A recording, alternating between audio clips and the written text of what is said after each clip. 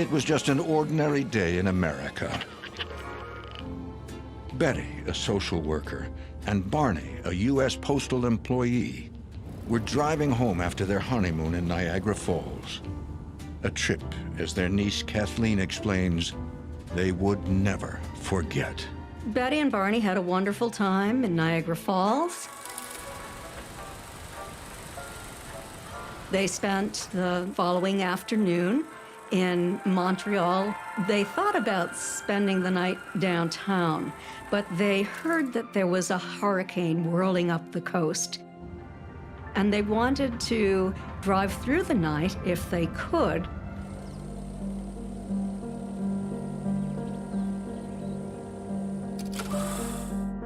I was 13 years old, and I had arrived home from school in the afternoon.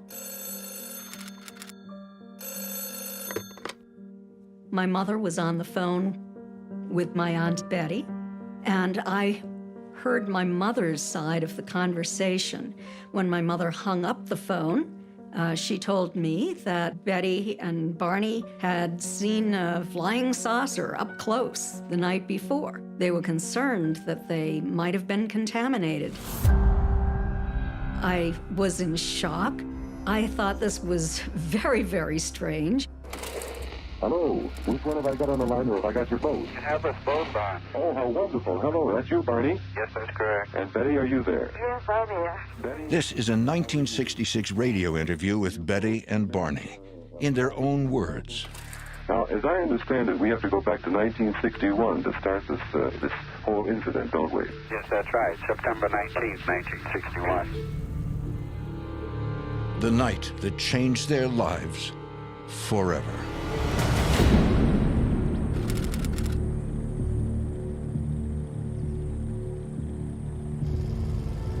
When we, traveling south on Route 3, arrived in an area called Lancaster, New Hampshire, Betty called my attention to an object or a star that she had been watching.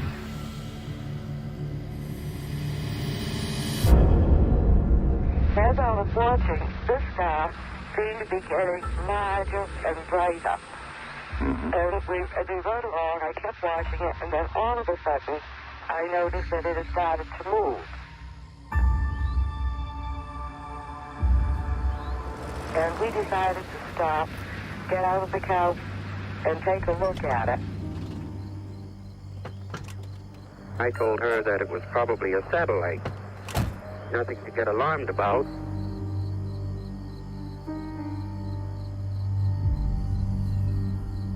Betty had never seen a satellite before. She knew that her father was very interested in satellites, and so Betty wondered, could this be a satellite?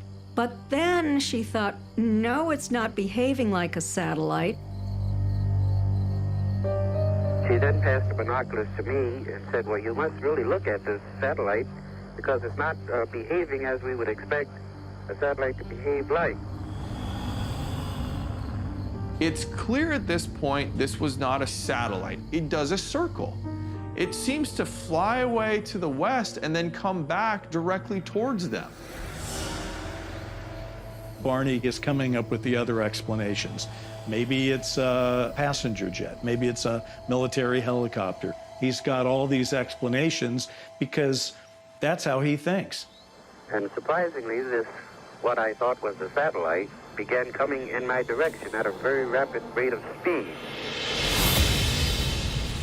Well, this caused me to become quite alarmed. And I told my wife, well, apparently it is not a satellite, it must be a passenger plane, and they obviously are looking at us, and I felt uncomfortable to see this, what I thought was a plane, come in our direction. So I returned to the car, and so did she, and we drove down the highway. Privately, he knew that this was unusual, but he said to Betty, oh, it's just a Piper Cub or a commercial airliner. Don't even think about that. And let's get home.